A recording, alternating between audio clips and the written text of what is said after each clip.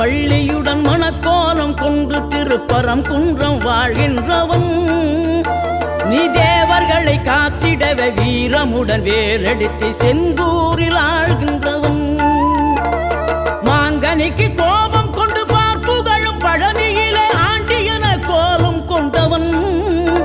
நீ தத்துவத்தின் சாரெடுத்து சுவாமி மலை எல்லையிலே தகப்பனுக்கு பாடம் சொன்னவன்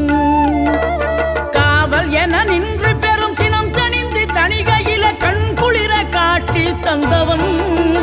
நீ பாங்குடனே கருள் தரவே பழமுதிரும் சோலையில பரஞ்சோதியாய் நின்றவன்